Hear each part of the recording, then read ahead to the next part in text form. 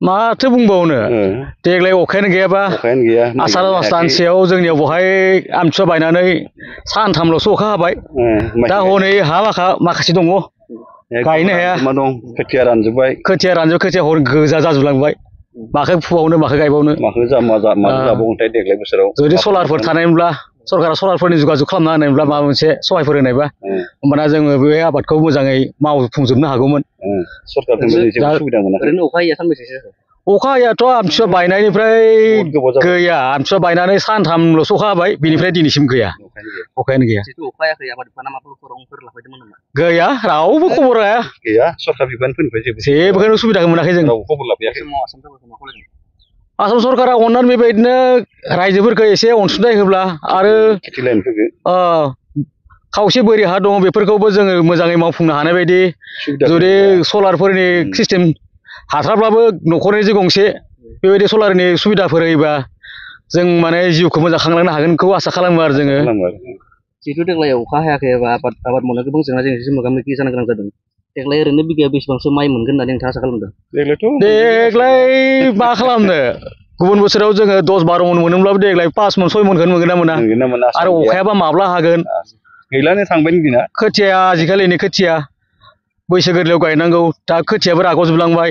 जिथु अखा हायाखै बे सिगांफोरावबो बेफोरबायदिनो जेंनाजों मोगा मोगि जानो गोनां जादोंमोन नामा बेखौ जोङो माबानिफ्राय बे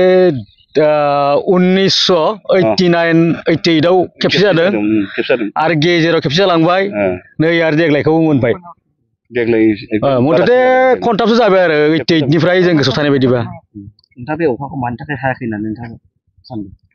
बेखौनो सानबाय जों माथो बुङो नै मबाइल लाग्राफोरालाय अखा हागोन अबेथिं थाङो बेथिं नाहरो ओइथिं जोमै नुहुरो ओइथिं नाहरो ओइथिं जोमै नुहुरो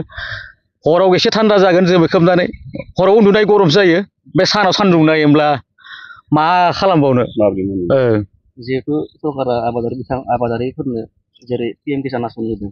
नोंथांमोना बेफोर आबादारि हिसाबै नोंथांमोना मोननो हागोन PM किसानखौथ' जों बहा मोनो जों हालाय मानसि थाबायनो रोङिया मोननाय खोनायो बै सोरबा एसे देवानि सुरुपनि मानसिफोरखौसो जना जाग्राफोरखौसो मोननाय खोनायो जों आबादारिफोर मोनानो माथो नागिरफैयानो माथो जोंखौ खबरखौनो लाफैया आसाम सरकाराव अननानै होयोब्ला जोंलाय आरो जाम्बा जाम्बि मानसि मा खालामनो खेथियकनो फोरोंनो होयोब्ला जों एसे एनै मालाबा मालायनि हन्दा भाराफोर लाबोनो सहाय मोनो आरो बेयावथ' जों माखासे एसे माइ गायनाय नुदों बेखौ माबोरै गायदों अखा गैयियाव बेखौ जोङो बै बरिं थुखांना लानाय दंमोन बेखौ हन्दा सावै बाहायबाय आवगाय केरासिन हन्दामोन दा पेट्रल हन्दा केरासिना गोमाबाय दा पेट्रलखौ जों दाम बारा होनानै बायनांगौ जाबाय उपाय गैया आरो केरासिननि सालायनाय समाव थावा बारा बुरजा जायामोन दा पेट्रल हन्दायाव केरासिन हन्दायाव पेट्रल सोना होबाय थावा घन्टायावनो 1 लिटार थाङो